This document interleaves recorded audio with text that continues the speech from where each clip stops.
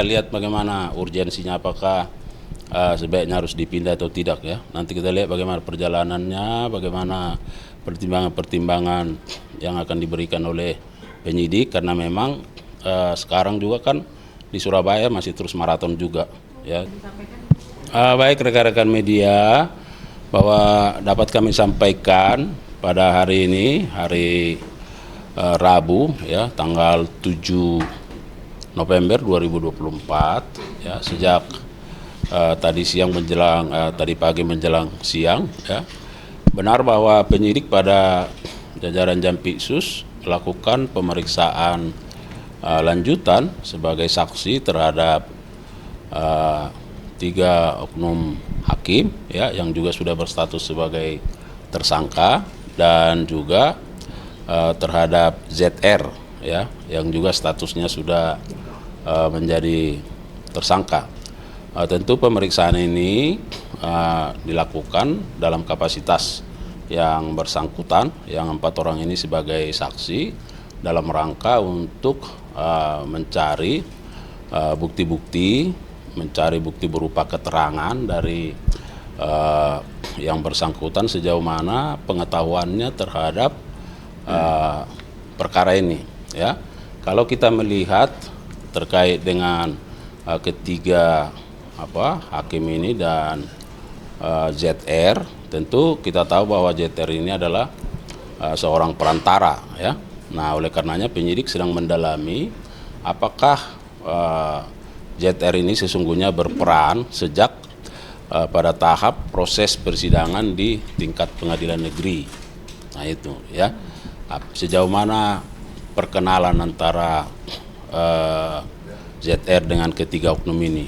Apakah memang bahwa ketiga oknum hakim ini sudah mengenal ZR, atau ada keterkaitan dengan penanganan perkara sejak di Pengadilan Negeri Surabaya. Jika itu ya, tentu siapa yang memperkenalkan ya, siapa yang menghubungkan ya antara ZR dengan ketiga oknum ini. Saya kira itu yang bisa kami sampaikan ya, bahwa tentu penyidik akan terus melakukan mendalami, dan itu bagian dari substansi penyidikan.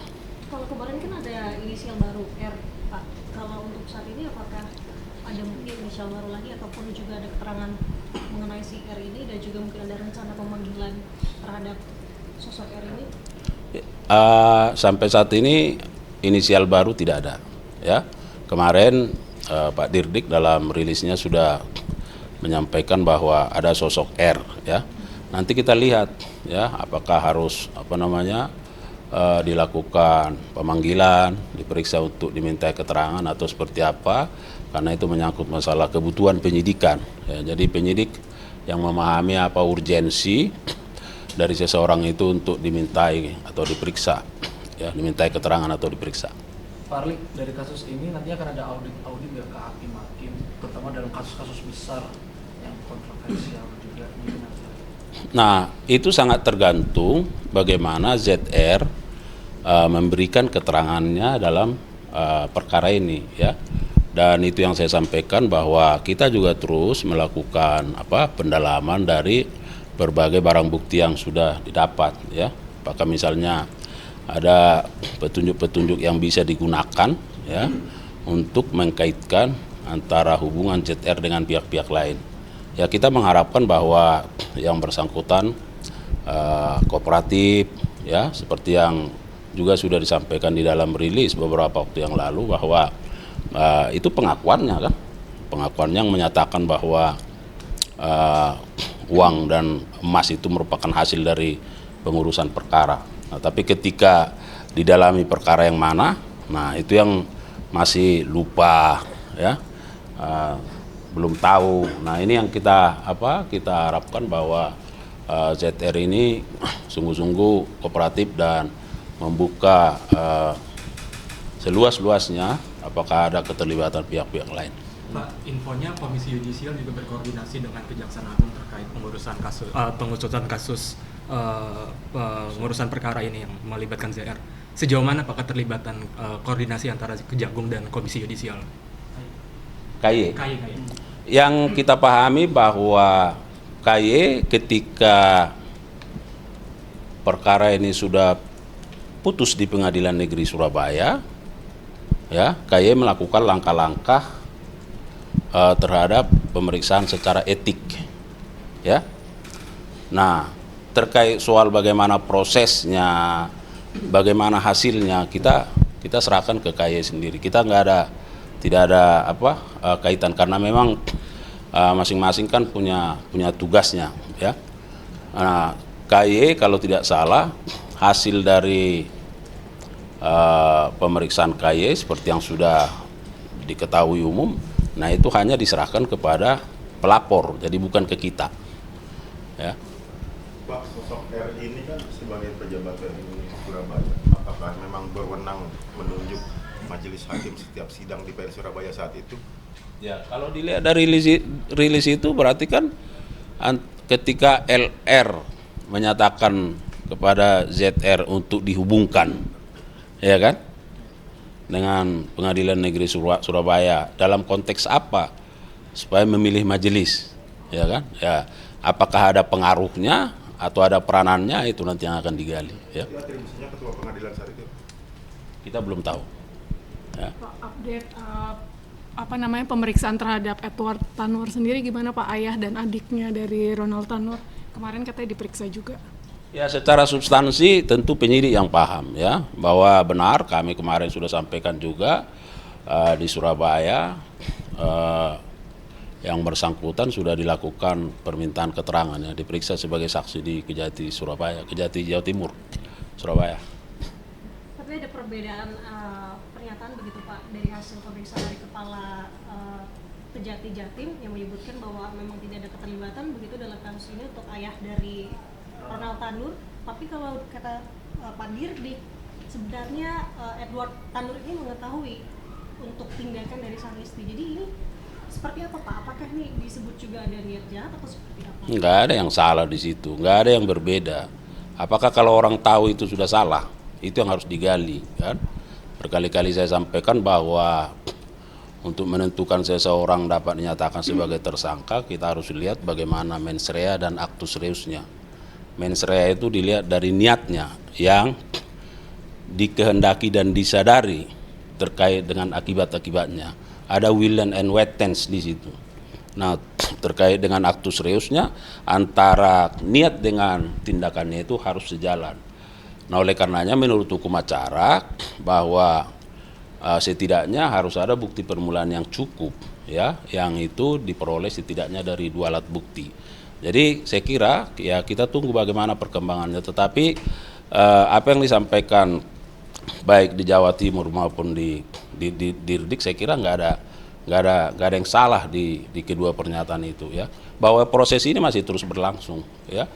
Nah, penyidik sedang fokus dan berupaya untuk terus menggali, mencari bukti-bukti supaya membuat semakin terang perkara ini. Kalau misalnya ada keterlibatan pihak lain, tentu seperti yang saya bilang, bagaimana mens rea dan actus reusnya yang tentu akan dilihat dari ada atau tidak adanya bukti permulaan yang cukup.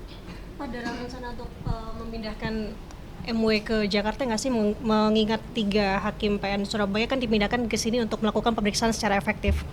Penyidik lagi maraton banget untuk melakukan pemeriksaan. Ya, nanti kita lihat bagaimana urgensinya, apakah sebaiknya harus dipindah atau tidak, ya. Nanti kita lihat bagaimana perjalanannya, bagaimana pertimbangan-pertimbangan yang akan diberikan oleh penyidik, karena memang sekarang juga kan di Surabaya masih terus maraton juga, ya. Jadi barangkali ada ada data, informasi, fakta yang harus dikaitkan.